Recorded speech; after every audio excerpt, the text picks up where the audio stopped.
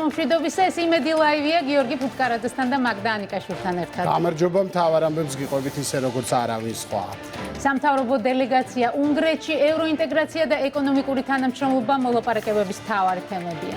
ლოს-ანჯელესის მოვლენები თბილისური საპროტესტო სცენარის გამეორებას გავს ექსტრემიზმის ამერიკულ ამბავზე ცოტა ხანში გიყვებით. უნგრეთი იცავს და წარმოადგენს საქართველოს ყველა იმ ბრძოლაში, რომელსაც ქვეყანა სუვერენიტეტის დასაცავად აწარმოებს. მიუხედავად იმისა, თუ რას ფიქრობენ ბრიუსელში, ბუდაპეშტი ყველაფერს გააკეთებს, რათა ჩვენმა ქვეყანამ მტკიცედ იაროს ევროინტეგრაციის გზაზე. საქართველოს იშურს ყველას 7%-იანი ეკონომიკური ზრდა, ეს ხომ უდიდესი მიღწევა. ამ სიტყვებით, ასეთ სულისკვეთებით უმასპინძლა ვიქტორ ორბანმა საქართველოს სამთავრობო დელეგაციას პრემიერ-მინისტრების შემაჯამებელ პრესკონფერენციაზე ირაკლი კობახიძემ აღნიშნა, რომ ქართველი ხალხი ძალიან აფასებს ამ თანადგომას ყოველთვის, როდესაც გვექნება ხელოვნური დაბრკოლებები ევროპის გზაზე, უნგრეთი მაინც ჩვენს ერთგულ მხარდამჭერად რჩება, რაც ნამდვილად დასაფასებელია.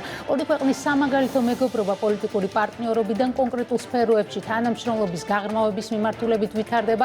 მთავრობათა შორისი კომისიის მეორე სხდომა სწორედ სექტორულ დაახლოებას მოიცავდა. ბუდაპეშტში რამდენიმე ოფიციალური დოკუმენტი გაფორმდა, რომელიც კონკრეტულ დარგებში საერთო გეგმების დასახვას და გამოცდილების გაზიარებას გულისხმობს. ენერგეტიკა, სოფლის მეურნეობა, ტექნოლოგიები, ჯანდაცვა, განათლება და სხვა სფეროებში უკვე მოინიშნა თანამშრომლობისთვის პერსპექტიული პროექტები, რაც საქართველოს და უნგრეთის სტრატეგიულ პარტნიორობას ახალ ნიშნულზე გადაიყვანს. ბუდაპეშტში საქართველოს სამთავრობო დელეგაცია მილანიდან ჩაფრინდა, სადაც ჩვენი ქვეყნის გენერალური საკონსულოს გახსნის ოფიციალური ცერემონია და დამოუკიდებლობის დღისადმი მიძღვნილი მიღება გაიმართა ამ ღონისძიებაზე, რომელსაც მილანის მერი და ლომბარდიის რეგიონის ვიცე-პრეზიდენტი დაესწრნენ. საქართველოსა და იტალიის ხანგრძლივ მეგობრობასა და თანამშრომლობის გაღრმავებაზე ისაუბრეს. ოპოზიციაში ზღაპრების მოყოლის საათი დგას. ლელო და გახარია საარჩევნო მარათონში შედიან. ლელოს ზღაპრებს გვიყვება თუ რატომ ამბობდნენ უარს მარტში ადგილობრივი არჩევნებში მონაწილეობაზე და ამ ამბის შესაძლებლობის განხილვაზე და რა შეიცვალა დღეს. ნაცების და გვარამიას კოალიცია კი ზღაპრებს ბრიუსელში მოყვება. ვიზიტი სასტრაფოდ დაიგეგმა. მიზანი ორია: ერთის მხრივ დეზინფორმაციების ახალი ტალღა უნდა აგორდეს ქვეყნის წინააღმდეგ, მეორეს მხრივ კი გზასაცდელი ნეორადიკალებს ბრიუსელიდან უნდა მოუწოდონ, რომ ბოიკოტის გაცვეთილ გზას დაუბრუნდნენ. ხაზარაძე და მისი თანამებრძოლები ახლა საჯაროდ ირწმუნებიან, რომ ბრძოლის ჟინს ვერ იოკებენ და არჩევნებში ამიტომ შედიან. ვინც არ უნდა დააყენონ კანდიდატად, თბილისი მაინც არასოდეს აირჩევს ხაზარაძეს, ბურჭულაძეს და ზურაბიშვილს უპასუხეს ოცნებაში. ცალკე განხილვის თემაა დაფინანსების საკითხი, რომელიც საარჩევნოდ თანაბრად აწუხებთ როგორც პარტიებს, ასევე NGO-ებს. ამბავი აქტუალური მას შემდეგ გახდა, რაც ამერიკული საგრანტო პროგრამები ჩაიხსნა. დღეს კი უკვე ცნობილი გახდა, რომ ბრიტანეთის საელჩო აღარ გასცემს საარჩევნო გრანტს, რომელიც იმედის ინფორმაციის 350,000 ფუნტს შეადგენდა და 4 ორგანიზაციაზე ნაწილდებოდა. საელჩომ გრანტის გაუქმების მიზეზად ხელისუფლების პასუხი დაასახელა, რომ გრანტების დამტკიცების პროცედურები ჯერ არ არის დასრულებული. საპარლამენტო უმრავლესობიდან კი უპასუხეს, რომ ძალიან მალე ძალაში იქნება შესაბამისი ნორმები და ქართველი იქნება თუ ბრიტანელი, საქართველოს ტერიტორიაზე უნდა იმოქმედონ სწორედ ამ კანონის შესაბამისად. საქართველოში ჩატარებული არჩევნების ერთ-ერთი მთავარ კრიტიკოს ქვეყანაში კი საარჩევნო სკანდალი გრძელდება. ლატვიის ჭკვიანი მართვის და რეგიონული განვითარების მინისტრმა დღეს თანამდებობა დატოვა იმ სერიოზული ხარვეზების გამო, რაც ხმების დათვლის პროცესში გამოვლინდა. ახლა გამოძიებამ უნდა დაადგინოს, რატომ არ იმუშავა ტექნიკამ მუნიციპალურ არჩევნებზე, და სულ რამდენიმე თვის წინ ლატვიის ხელისუფლება საქართველოს მთავრობას მოუწოდებდა საპარლამენტო არჩევნებში გამოვლენილი დარღვევების დაუყოვნებლივ გამოძიებისკენ. სანამ სხვას გააკრიტიკებენ, კანგრი იქნება თუ საკუთარ ქვეყანაში ელემენტარულ სისტემებს გამართავენ. სახელმწიფო ინსტიტუტების სრული კოლაფსის ფონზე ლატვიას მორალური უფლება არ აქვს სხვას უსაყვედუროს ასე შეაფასეს პროცესი ქართულ ოცნებაში. უმრავლესობის ლიდერის თქმით, პრობლემები იქ იქნება, სადაც მართვის სადავეები deep state-ის ხელშია, ხოლო იქ, სადაც გადაწყვეტილებას თავად იღებენ, კარგად ჩანს, რომ არჩევნები წლიდან წლამდე უფრო გამართულად ტარდება. ქალაქი და მოქმედი გმირები სხვები არიან, თუმცა ამბის დრამატურგია იგივეა, რაც შარშან თბილისში ვნახეთ. მოვლენების ეპიცენტრში ლოს-ანჯელესია. საპროტესტო აქციაზე პოლიციის მისამართით პიროტექნიკას, მოლოტოვის კოქტეილებსა და ქვებს ისვრიან. პრეზიდენტმა ტრამპმა ადგილზე ეროვნული გვარდია გაუშვა. ქალაქის ცენტრში კომენდანტის საათია. პოლიციელები იყენებენ რეზინის ტყვიებს, წიწაკის სპრეის, მაგრამ მოვლენები მაინც დრამატულად ვითარდება. აქციებზე ნიღბის ტარება აიკრძალება, რადგან ის მოძალადეებს ფარავს. კიდევ ერთი გადაწყვეტილება ამერიკის პრეზიდენტმა მიიღო, მაგრამ ცალკეული ამერიკელი კონგრესმენები ამტკიცებენ, რომ აქცია მშვიდობიანია და ძალადობა არ ხდება, არადა კადრები ყველაფერს ამბობენ. მოვლენებმა ჯაჭვური სახე მიიღო ჩიკაგოში, ნიუ-იორკში, ფილადელფიაში და ბევრ სხვა ამერიკულ ქალაქში. ძალადობრივ ექსტრემიზმს ერთი სახე აქვს ლოს-ანჯელესშიც, ბერლინშიც, პარიზშიც და თბილისშიც. ნიღაბი ერთნაირად მალავს მოძალადეების სახეს, მოლოტოვის კოქტეილი ერთნაირად წვავს პოლიციელებს, მაშხალა ერთნაირად აზიანებს ადამიანებს და შენობებს, დაწერა საქართველოს პარლამენტის თავმჯდომარემ შექმნილ ვითარებაზე. შალვა პაპუაშვილი ამბობს, რომ ძალადობისგან გამიჯვნა ის მინიმუმია, რომელიც ცივილიზებულმა საზოგადოებამ უნდა შეძლოს, თუმცა ნაცვლად გამიჯვნისა ვხედავთ, რომ ბრიუსელი და ზოგიერთი ევროპული მთავრობის წარმომადგენლები მხარს უჭერს აქეზებს და აფინანსებს ექსტრემიზმს საქართველოში, ხოლო სიმართლე მაშინ ვლინდება, როდესაც ექსტრემიზმის დამცველებს საკუთარ ქვეყანაში უხდებათ ძალადობაზე რეაგირება.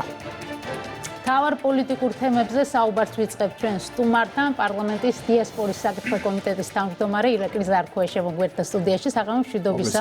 მოგესალმებით. მადლობა გადაცემაში მონაწილეობისთვის. მოდით არჩევნების თემატიკით დავიწყოთ. აი მოახლოებულმა არჩევნებმა ესეთ საჯარო კონფლიქტი გამოიწვია თქვენს ოპონენტებში, ერთმანეთს მოღალატეებს ეძახიან, მეორე მხრივ არ იკითხო, რომ სად არის გეგმა და მაშინ რა არის სხვა გზა, თუ არა არჩევნებში მონაწილეობა. თქვენთვის ეს რას ნიშნავს? ამდენ დამაჯერებელია ეს დაპირისპირება და როგორ ფიქრობთ, საბოლოოდ რა სახეს მიიღებს ეს კონფლიქტი? ხო, კიდევ ერთხელ მოგესალმებით, მივესალმები ჩვენს მსმენელებს. ამოცანა ერთია და ეს ნათელია, რაცაც ვაკვირდებით, კიდევ უფრო მეტად მოხდა მათ ილუსტრაცია. ეს არის ნაწილი, რომელიც არჩევნებში იღებს მონაწილეობას, ზუსტად იციან, რომ არჩევნებში დამარცხებულები არიან, მაგრამ დაკვეთა აქვთ და ამიტომ ჩვენ ყოველთვის ვამბობდით თავში, ჯერ კიდევ იანვარში ამის შესახებ თითოეული ჩვენ ლიდერი გეუბნებოდით და გეუბნებოდათ, რომ ესენი არ წყვეტენ, მიიღებენ თუ არა მონაწილეობას, რასაც დაუკვეთავენ, სწორედ ისე მოიქცევიან. გახსოვთ ხო ეს საუბარი? მოვიდა იქიდან ეთყობა უსტარი, რომ გახარია და ლელო უნდა მიიღოს მონაწილეობა და რატომ ერთადერთი მიზანი და ამოცანა აქვთ, რომ ისევ დაიწყო, რომ აი გააყალბეს არჩევნები, რომ ეს არალეგიტიმური საკრებულოებია და შესაბამისად იგივე წრეზე წავიდეს ეს თემა. მეორე მხრივ დანარჩენი უსამშობლოები დაბარებულები არიან, ნახეთ თქვენ ხო, ბრუსელში ჩამწკრივდნენ და ჩავიდნენ, დანარჩენები, ვინც არჩევნებში ჯერჯერობით არ იღებენ მონაწილეობას, რატომ? რისთვის, რომ კიდევ ახალი მავნებლობა ჩაიდინონ ქართველი ხალხის წინააღმდეგ და ახალი მავნებლობას ჩაუყარონ საფუძველი. ეს არის მათ შორის ვიზა ლიბერალიზაციის მიმართულებით, ამასთან დაკავშირებით აგერ განცხადებაც გააკეთა პოლონეთის პრემიერ-მინისტრმა, სხვა შორის ამასაც შევახსენებ ჩვენ საზოგადოებას, ტუსკი და სიკორსკი, რომელიც არის მისი საგარეო საქმეთა მინისტრი, სააკაშვილის და ნაცმოძრაობის პირდაპირ პირველი ლობისტები არიან და დღემდე რო კითხვა ამ ხალხს, სააკაშვილი ტირანი კი არა, დემოკრატიის შუქურა იყო. ანუ თქვენ ამბობთ, რომ შემოდგომაზე ვიხილავთ სცენარს, სადაც ერთ-ერთ მთავარ ბერკეტად იქნება უვიზო მიმოსვლა გამოყენებული. ეს ბერკეტი ამათ სულ ჰქონდათ. მათ შორის გახსოვთ 24 წლის საპარლამენტო არჩევნების წინ რომ კანდიდატის სტატუსი იყო მოლაპარაკებების გახსნა და იყო ასევე ვიზა ლიბერალიზაციის, ასე ვთქვათ, გაუქმება, ხო? მადლობა ღმერთს, იქ არიან ადეკვატურად მოაზროვნე ევროპული ლიდერები, რომელმაც ეს ჩაშალეს ბუნებრივად, თორემ მცდელობა ამათ რომ ის დღესაც გააკეთებენ. მაგრამ თემა რა არის? ბერკეტი. ეს არის შანტაჟი, დაშინება ქართული საზოგადოების და ამისთვის, ამ ავნებლობისთვის არის ჩვენი ეს გარკვეული ნაწილი რადიკალების ჩასული და კიდე ახალი ინსტრუქციები მიიღონ, რომ როგორ ჩაშალონ და არიონ ეს ქვეყანა. მაიდანი არის დღის წესრიგში ისევ არ მოხსნილა, იმიტომ რომ თქვენ ნახეთ უკრაინის თემა, კიდევ უფრო მძაფრდება იქ ომი და შესაბამისად ეს არის ამათი დაკვეთა. ეს არის ამათი ამოცანა, რომ რამენაირად ისევ ქაოსში, როგორც აგერ არის უკრაინა, გადაიყვანონ ჩვენი სახელმწიფო. თქვენ ახსენეთ, რომ იციან, რომ დამარცხდებიან, მაგრამ რადგან დავალება მაინც უნდა მიიღო მონაწილეობა. მათი გზავნილი სულ სხვა არის. თბილისში უნდა წავართვათ ხელისუფლებას, ისინი ამბობენ, რომ დიდი ოპოზიციური ელექტორატი რომ აუცილებლად მოიპოვებენ გამარჯვებას და ძალიან ის თავდაჯერებულ განცხადებებს აკეთებენ. აი რეალობა იმას, რასაც ახლა მე გიყვებით, ეს არ არის რაღაცა, თქვათ, ჩემი რაღაც ანალიტიკის, არა, კონკრეტულად ფაქტები დევს. დააკვირდით ბრიტანეთის ელჩის განცხადებას, აფინანსებდა ვის? აფინანსებდა ჩერგოლეიშვილს, ტაბულას, რომელიც პირდაპირ არის ინტერესი, რომ ადგილობრივი არჩევნები ჩაიშალოს და მონაწილეობა არ მიიღოს. მეორე აფინანსებდა მეორე ორგანიზაცია ვინ არის 400,000 ლარით აფინანსებდნენ საიას, რომელიც პირდაპირ იყო გამოსული და მთავრობის დამხობაზე და არალეგიტიმურ პარლამენტს გვეძახის. მესამე ვინ არის? ეს არის გია ჯაფარიძე, რომელიც იყო ნაცმოძრაობის 5 ნომერი. წარმოგიდგენთ, როგორი მამალი ნაცი არის. და აი ამ ხალხს უნდა დაედო დასკვნა, რომ ადგილობრივი არჩევნები ჩატარდა, თუ არ ჩატარდა სტანდარტის შესაბამისად. ბუნებრივია. ბრიტანეთის საელჩოს განცხადებაში იყო ძალიან კეთილშობილური მიზანი, რომ საარჩევნოდ გადაამზადონ ადამიანები, მათ შორის საუბარია დამკვირვებლებზე და შესაბამისად ისინი წუხან, რომ ეს პროცესი შეიძლება არც თუ ის შესაძლებლად მომზადებული. ამას მინდა ხაზი გაუსვა. ანუ ადგილობრივი არჩევნები შედგებოდა თუ არ შედგებოდა სტანდარტულად, კი არა და სტანდარტებთან შესაბამისად უნდა დაედგინათ აი ამ ორგანიზაციებს და ამას აფინანსებდა თავის ჭკუით ბრიტანეთის ელჩი. მე კითხვა მინდა დაუსვა ამ ელჩს, რატო ფიქრობს, რომ ეს ქართველი ხალხი შტერები არიან, შტერები ვართ და ვერ აზროვნებთ და ვერ ხვდებით რა არის მიზანი და ამოცანა მათი. ჩვენ კარგად ვნახეთ. თქვენ და მათ შორის ევროკავშირის ელჩი რას ემსახურებოდით და თქვენთან ერთად როგორ არის ჩართული მათ შორის გერმანიის ელჩიც, რომელიც პირდაპირ ერევა შიდა საქმეებში. ეს შეგახსენებთ, ეს ელჩი არის იმის მეგობარი, რომ ჩამოვიდა, მორალს რო გვიკითხავდა. ბატონი როთი, გახსოვთ თქვენ, ხო? დეპუტატი ევროპარლამენტიდან, რა ქვია, გერმანიიდან, რომ აქ მონაწილეობას ღებულობდა აი ამ რადიკალებთან ერთად მიტინგებზე და შემდეგ ჩვენ რომ მორალს გვიკითხავდა და მართლმადიდებლობისგან რა უნდა ისწავლოსო ახალგაზრდება. არალეგიტიმური ადამიანი რო იყო ჩამოსული და თავის ქვეყანაში რო ჩავიდა, ჩამოიშალა ხუხულასავე პენსიაზე გავიდა. გერმანიის ელჩსაც კითხვები ქონდა გრანტების შესახებ კანონზე, ნუ ამ კანონთან დაკავშირებით ჩვენ ვიცით კრიტიკა, მათ შორის ვიცით კრიტიკა ბრიუსელიდან, მთავრობას ადანაშაულებენ დემოკრატიულ უკუსვლაში და რომ ეს კანონი მათივე განცხადებით აუარესებს NGO-ების და სამოქალაქო სექტორის ზოგად მდგომარეობას. რა სარგებელი შეიძლება მოუტანოს კანონმა, მაშინ ეს აუხსენით მოსახლეობას, იმიტომ რომ კრიტიკა არ წყდება თუ ცალკეული საელჩოებისგან და თუ ბრიუსელისგან. ბუნებრივია კრიტიკა არ შეწყდება, იმიტომ რომ სწორედ ეს ორგანიზაციები იყვნენ და ეს ადამიანები, ვინც მათ შორის აი ამ რადიკალებს ახალისებდნენ ძალადობისკენ და ჩვენ ვნახეთ, როგორ აფინანსებდნენ მათ შორის USAID-ის ცალკეული პროგრამები, მადლობა კიდევ ერთხელ ტრამპის ადმინისტრაციას, რომ კიდევ უფრო მეტად გააშიშვლა, რასაც ჩვენ ვამბობდით. ხო, რას იგიჟეებს აფინანსებდნენ და მეორე ფონდი, რომელიც ასევე აიკრძალა, რომელიც მოლოტოვის კოქტეილებს აფინანსებდა. ეხლა ეს ასე თქვა მედროშეობა, აი ამ რადიკალების დაფინანსებს კიდევ უფრო მეტად გაძლიერდა, მათ შორის ევროკავშირის ფონდიდან და პლუს აი ბრიტანეთი და გერმანული ფონდებიდან. მადლობა ღმერთს, რომ ჩვენ მივიღეთ დროულად გრანტების შესახებ კანონი, რომელიც კიდევ უფრო მეტად ღია და გამჭვირვალეს გახდეს. ამიტომაც იყო საუცილებელი, რომ ის გამჭვირვალობის კანონი, რომელიც მივიღეთ. მაგრამ ჩვენ ისეთები მოვისმინეთ ტრამპის ადმინისტრაციისგან, რასაც აფინანსებდნენ წინა ადმინისტრაცია, ხო, ეს ფონდები, რომ ამიტომ გახდა აუცილებელი, რომ ის ამერიკული კანონი, რომელიც 10 წლებია იქ მუშაობს, გადმოგეტანა, ფარას გულისხმობ და დღეს ამუშავდა. ამას ვერ პატიობენ ქართულ ხელისუფლებას, რომ ჩვენ არ ვაძლევთ უფლებას და საშუალებას, რომ აქ მაიდანი მოგვიწყონ, აი აქ ჩვენი ახალგაზრდები თავდაყირა დააყენონ და ცეცხლსალში გახვიონ ჩვენი ქვეყანა. კიდევ ერთხელ ვამბობ, დავიცავით და მომავალშიც დავიცავთ, იმიტომ რომ სამშობლო ერთია როგორც ღმერთი და ჩვენ ყველაფერს ვიზამთ იმისთვის, რომ სიმშვიდე შევინარჩუნოთ და არავის მისცეთ უფლება, რომ ჩვენი სარწმუნოება, ჩვენი რელიგია, ჩვენი ეროვნული ღირებულებები შელახონ და თავიანთი მარიონეტები დასვან აქ ხელისუფლებაში. რა ფაქტებიც უკვე ვახსენეთ, ესე იგი რა სურათი იკვეთება თვითმმართველობის არჩევნებისთვის, საინტერესო, ხო გეგმა რა არის, ესე იგი ნაწილი იღებს არჩევნებში მონაწილეობას ოპოზიციის და შემდეგ როგორ ფიქრობთ, ამბობენ რომ არჩევნები გაყალბდა და ისევ ის ქუჩის პროცესი იწყება, რომელიც საპარლამენტო არჩევნების შემდეგ უკვე ვნახეთ. აი ეს სცენარი დაახლოებით ასეთია. აი ეს ორი ლუზერი პარტია, რომელიც ერთმანეთ ოპტივნების და მეორე მოღალატე, რომელმაც თავარ გასაჭირში იყო თავარი ხელისუფლება და გადადგა. რატომ? მე როგორც გაიშიფრა, თურმე ელჩმა დააშინა თუ დაურეკა თუ რა ვიცი, შიშარა ხალხი, კაცების არ არის პოლიტიკა და ხელისუფლებაში ყოფნა, რაც გახარია მგვანახა. ხო, ესე იგი ამ ორზე არის ფსონი გაკეთებული, იმიტომ რომ იმათაც კარგად უწყია, რომ ნაცების კოლექტიური ნაცმოძრაობის გვერდში დგომა და დაფინანსება აზრი არ აქვს. იმიტომ რომ ხალხი საერთოდ არ ხედება მათკენ. ეხლა რა ხდება? ეს ორი ღებულობს მონაწილეობას, ესენი ბუნებრივია რა უნდა აიღოს ხაზარაძემ თბილისში. სწორი თქვა ჩარკვიანმა, რომ მას შეუძლია თბილისი გამოგლიჯოს კი არა, სახლები გამოგლიჯოსო და მევახშე და რეებს ეძახიან ერთმანეთს. და ეს პარტია, რომელსაც ერთმანეთში არ აქვს სოლიდარობა, რამეს გააკეთებს ვერაფერს.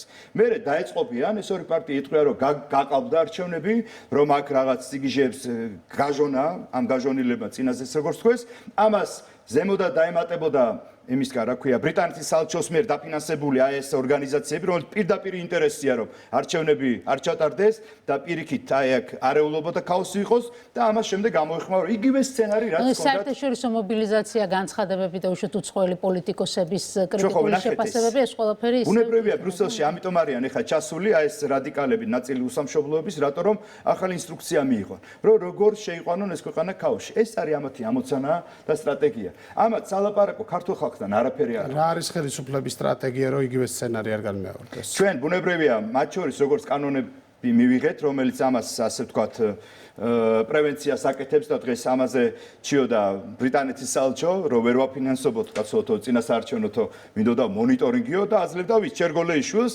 ნაცმოძრაობის წარმომადგენელს და საიას, რომელიც პირდაპირ არის დაინტერესებული რომ აი აქ ქაოსი და არეულობა იყოს და დამხობისკენ მოუწოდებდა მიტინგებზე იდგნენ ეს არასამთავრობო ორგანიზაციები და ამათი ობიექტურობა ეხლა წარმოგიდგენილი გაქვთ არაფერი ჩვენი რასაც აქამდე უპირისპირებდით ეს არის ეროვნული ინტერესების დაცვა ხალხთან მეტი კომუნიკაცია ხალხთან მეტი საუბარი და სწორია ჩვენ მაგალითად რეგიონებში დავდივართ მაგრამ იმ კვირაში მინისტრთან ერთად ჩავდივარ წალენჯიხაში, სადაც საუბრობთ იმაზე, რომ იქ სოფელ ჯგალში წყლის პრობლემა როგორ მოუხსნა და 6 მილიონიანი პროექტია.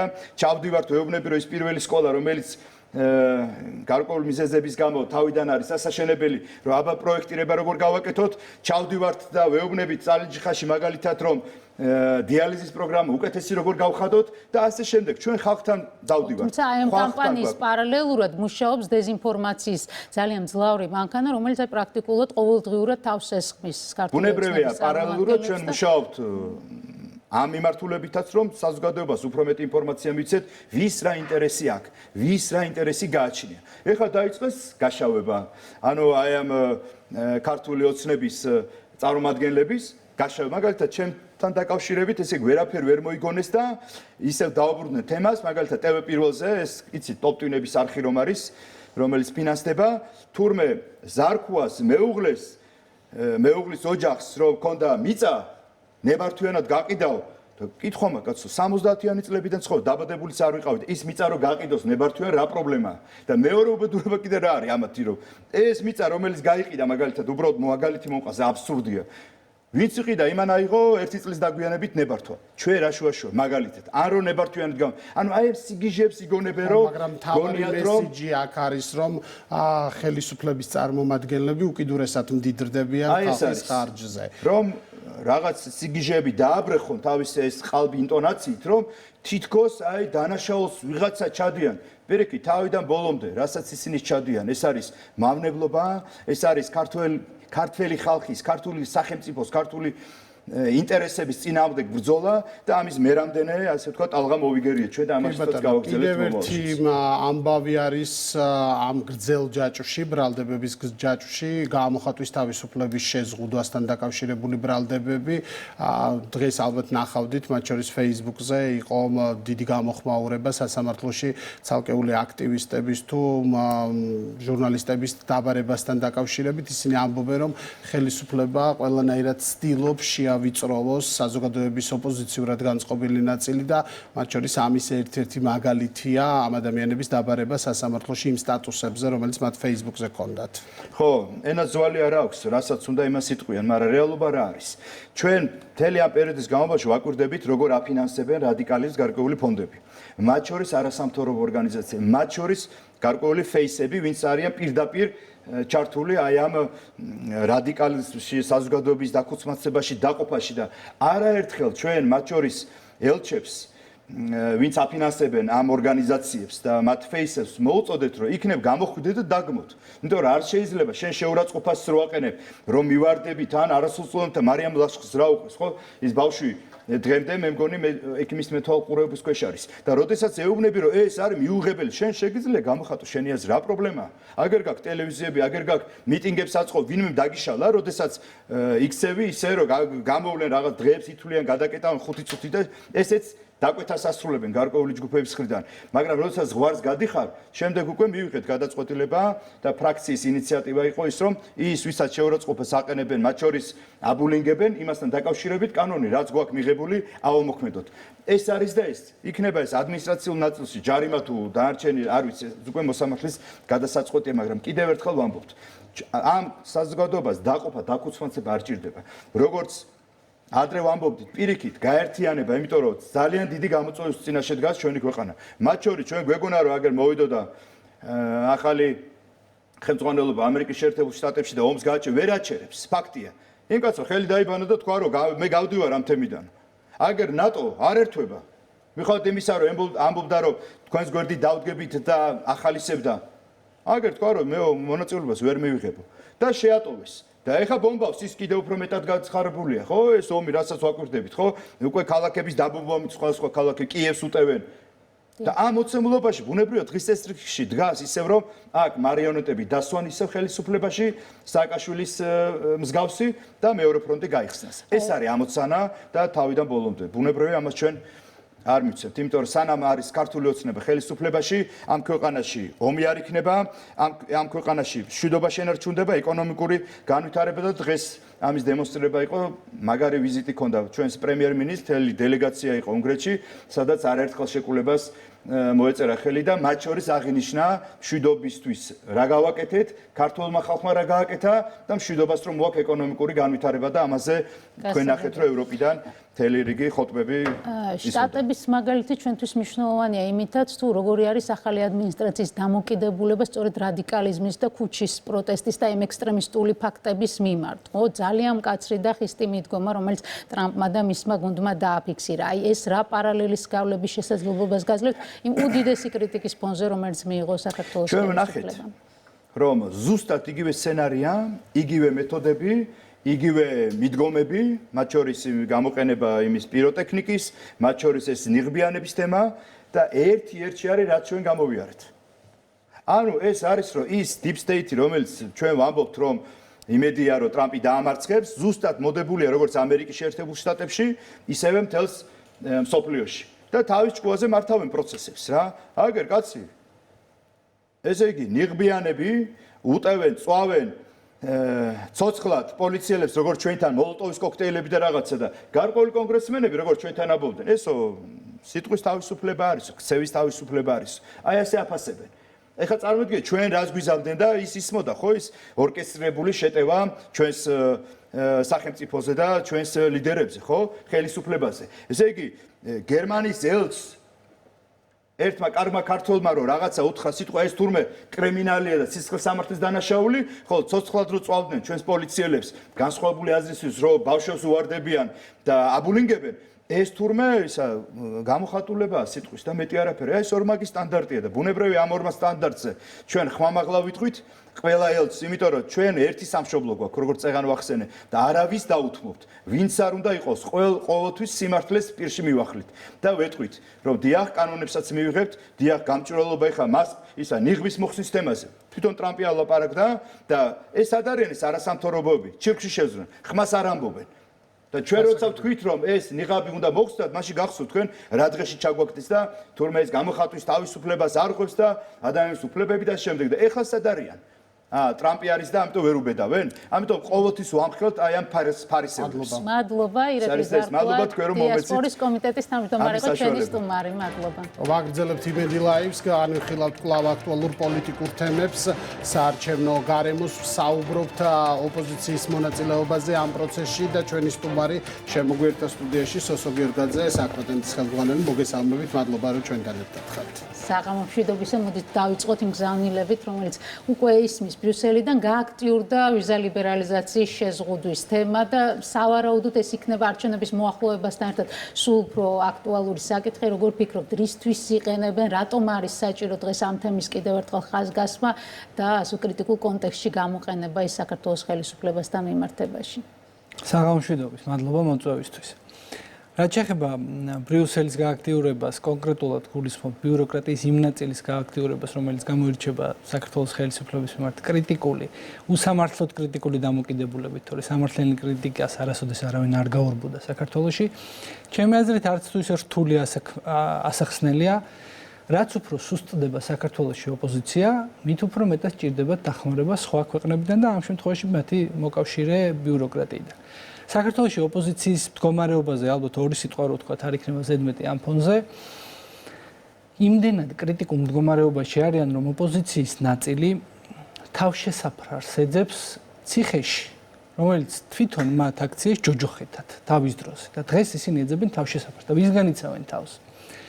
ადამიანებისგან, რომლებსაც საკუთარი ამორჩევლებისგან, სხვათა შორის, რომლებსაც წლების განმავლობაში პირდებოდნენ, რომ გაამარჯვებინებდნენ, მილიარდობით ინვესტიცია იქნებოდა ევროკავშირიდან და ამერიკიდან, აყვავებდნენ საქართველოს ამ მიზნით, მათ შორის გულანთებულ გურცფელ ახალგაზრდებს ჩადენეს ის, რასაც ერქვა ბენზინიანი ბოთლების პოლიციელებისთვის სროლა და შემდგომ შედეგი რომ ვერ მიიღეს და ბუნებრივად ვერ მიიღეს შედეგი და მას შემდეგ რაც კიდევ ერთხელ გაიმარჯვა ქართულმა ოცნებამ, იმის ნაცვლად რომ პასუხისგებლობა აიღონ საკუთარ მარცხზე, პასუხისგებლობა აიღონ იმ ახალგაზრდების წინაშე, რომლებიც პირველ რიგში მოწყვიტეს საზოგადოებას, სახელმწიფოს და მოწყვიტეს სწავლას, თქვეს რომ წინასწარ განისაზღვრეს, დეკლარირება მოახდინეს, რომ მოდიმე ჩავიდნენ სისხლისამართლის დანაშაულს, შეარჩიეს ისეთი მუხლი, რომლითაც რამდენიმე თვიანი პატიმრობაა გათვალისწინებული და რა თქმა უნდა, თუ დაარღვევ კანონს, ამისთვის იქნება სახელმწიფოს ექნება რეაგირება.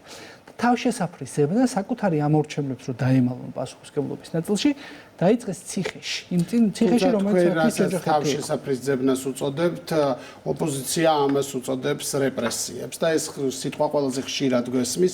ისინი ამბობენ, რომ ხელისუფლება მოტივირებულია, რომ გააქროს მთლიანად ოპოზიციური სპექტრი, სწორედ ამის გამო ძახილია მათ შორის კომისიას დაბარება, შემდგომ ის გირაო, შემდგომ ის პროცესები, რომელიც მათი ნაწილის ციხეში გაშვებით სრულდება და ისინი ამბობენ, რომ არა მხოლოდ ამ ადამიანებს ციხეში უშვებენ, არამედ უსწორდებიან ფიზიკურად და მთელ რიგ ბრალდებებს აყენებენ ხელისუფლების მისამართით. ბრალდებები მარტივია, მტკიცებულებები არ რთული. როდესაც საუბარია ბრალდებებზე, ამ რადგან კონკრეტულად ამ უხსევ ლაპარაკობთ, ერთადერთი რამე მოეთხოვებოდათ, რომ კონკრეტულ თან პოლიტიკოსებზეა ლაპარაკი. აქ ხო არ არის ადამიანები, რომელსაც საუბარი და დასაბუთება არ შეუძლიათ თავიანთი პოზიციის. პოლიტიკოსები, რომლებიც მუდმივად ეთერსა და საზოგადოებასთან კომუნიკაციას ითხოვდნენ, თხოვდნენ მათ, რომ პირდაპირ ეთერში დამსხდარიყვნენ სხვა პოლიტიკოსებთან ერთად და გაეცათ კონკრეტულ კითხვებზე პასუხი და თუ სრული ექნებოდა თავიანთი პოზიციაც დაიფიქსირებინათ. როდესაც ამაზეა ლაპარაკი, ამას გაურბის. ჩვენ რა თქმა უნდა ვთანხმდებით, რომ პოლიტიკოსის ადგილი არ არის ციხეში, თუ რა თქმა უნდა ის კრიმინალი არ არის. პოლიტიკოსის ადგილი არის პარლამენტში, საკრებულოში, პარტიაში, ზოგჯერ ქუჩაშიც და ზუსტად ამას თავაზობდნენ, რომ სადაც არის პოლიტიკოსის ადგილი, იქ მოხვედრილიყო და კონკრეტულ კითხვებზე პასუხი გაეცა. თუ კი ამაზე ან პოლიტიკოს სურვილი არ აქვს პარლამენტში ილაპარაკოს, კითხვებზე პასუხი გასცეს და დააფიქსიროს თავისი პოზიცია. მაგრამ მათი არგუმენტი იყო, რომ ისინი არ აღიარებენ პარლამენტს. თუ ჩვენ ვილაპარაკებთ ამ ლოგიკით, რომ როდესაც პოლიტიკოსი არ აღიარებს პარლამენტს, არ აღიარებს არც ერთ არჩევნებს, რომელიც მან წააგო. არ აღიარებს არაფერს, რაც მას არ მოწონს. არ აღიარებს ფაქტებს, უარს ამბობს გამჭვირვალობაზე. უარს ამბობს სახელმწიფოს ოფიციალურ უწყებებთან ურთიერთობებზე. უარს ამბობს მილიონზე მეტი ქართველის მიერ არჩეულ ადამიანებთან ელემენტარულ კომუნიკაციას და პარლამენტში შესვლაზე. ამ ლოგიკით მათ შეუძლიათ თქვან ნებისმიერი რამ, რაც მოესურვებათ და ზუსტად ამას აკეთებენ. ზუსტად ამას აკეთებენ და შესაბამისად იღებენ კიდევაც შედეგს. ამიტომაც თქვი წერან, რომ ისინი თავშესაფარს ეძებენ ციხეში, რომ გაექცენ პასუხისმგებლობას და თან რამდენიმე თვიან მუხლს ირჩევენ. ეს არიან ადამიანები, რომლებიც მიიჩნევენ, რომ პოლიტიკოსობამდე გზა ყველაფერზე გადის, მათ შორის ღალატზე.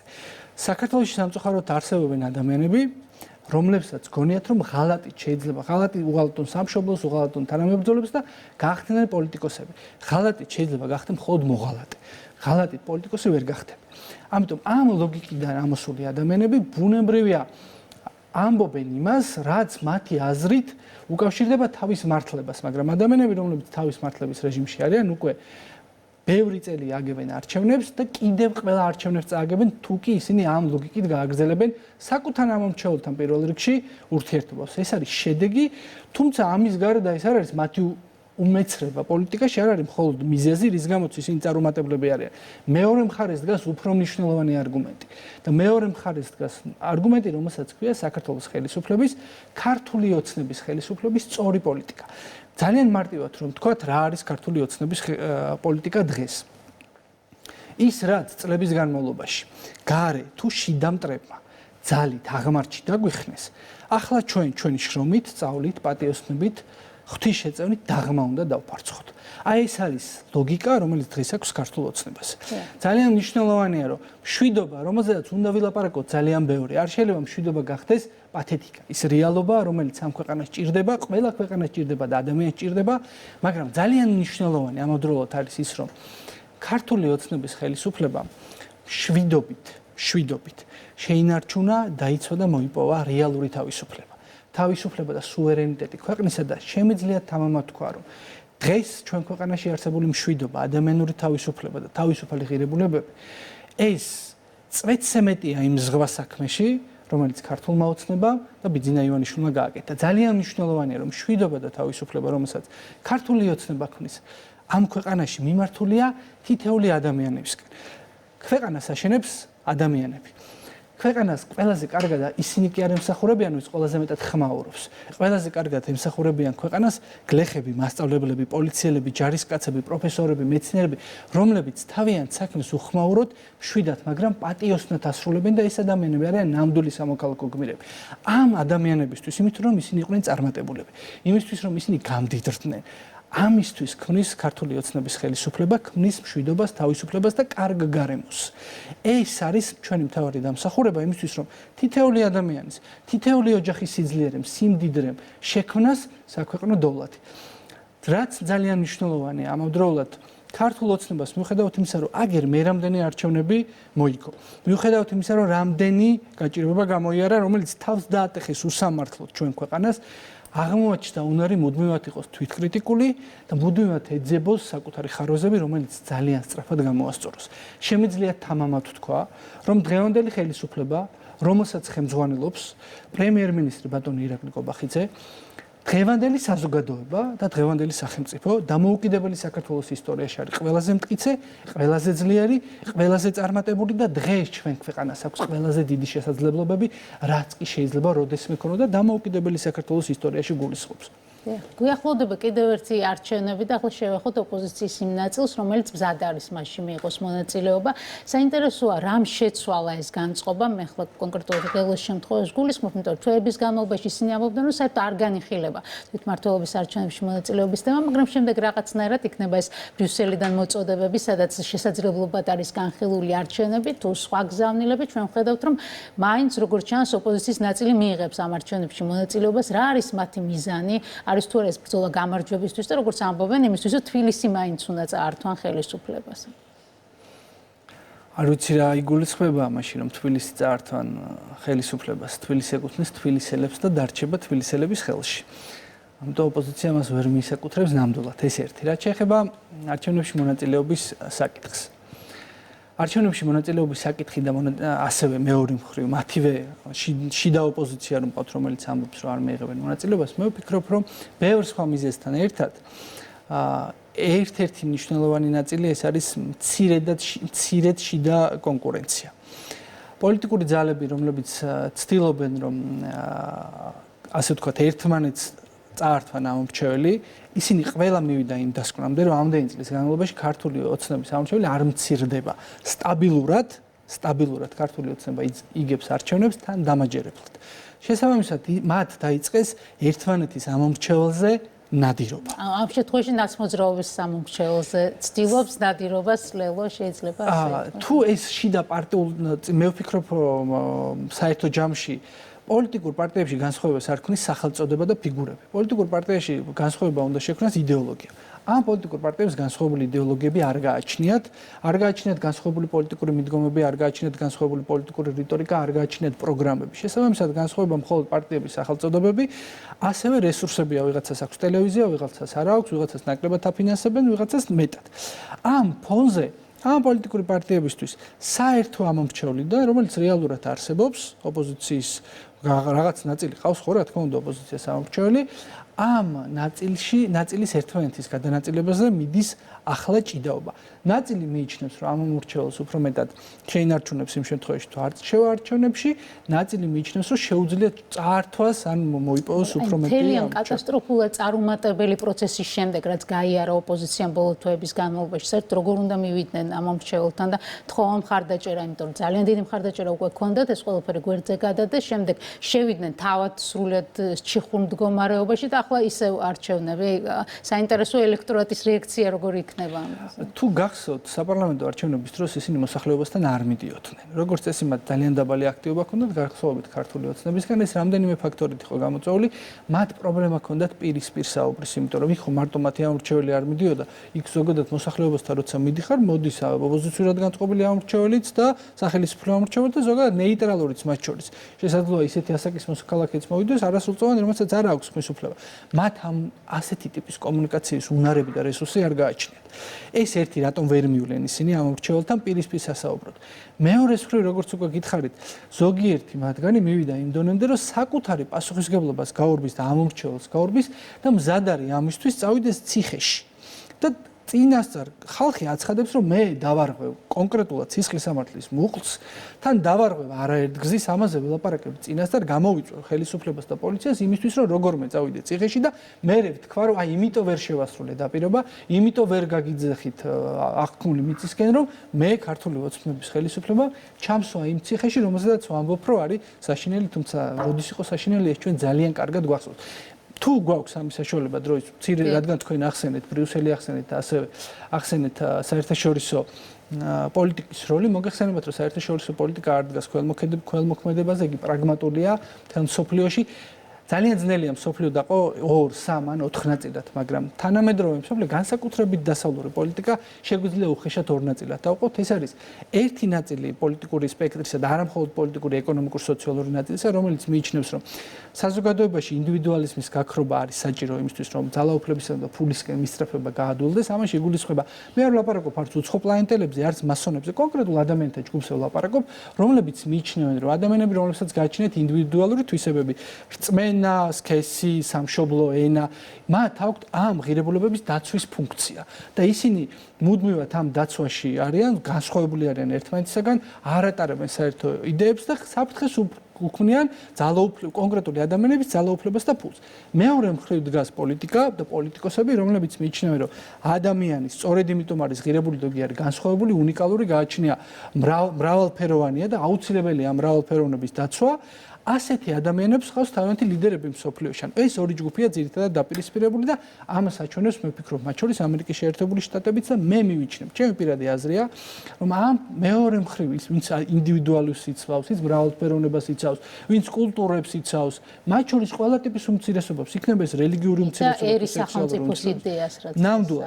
ამ შემთხვევაში დასავლეთ სამყაროს ხავს იშვიათად გამორჩეული ლიდერები, მე მათ შორის მივიჩნევ, რომ ეს არის ახლად არჩეული, მეორედ არჩეული ამერიკის შეერთებული შტატების პრეზიდენტი, მათ შორის კაცი, რომელსაც ტყვია ესროლეს, ფიცო, ჩვენი პარტნიორი უნგრეთში და მე ვიჩნევ, რომ ევროპას საქართველოს სახით და ქართველი ლიდერების სახით გულისხმობ იდინა ივანიშვილს და საქართველოს პრემიერ-მინისტრს, ყავს გამორჩეული ლიდერები, რომლებიც ამ პოლიტიკას ატარებენ მსოფლიოს მასშტაბით. მადლობა. დიდი მადლობა, სოსო გიორგაძე, საკპატენტის თავმჯდომარე იყო ჩვენი სტუმარი. დღეს იმედი ლაივი ამით გემშვიდობებათ. ბრუნდებით ხვალ 23 საათზე, მადლობა რომ გიყურებთ. ნახვამდის.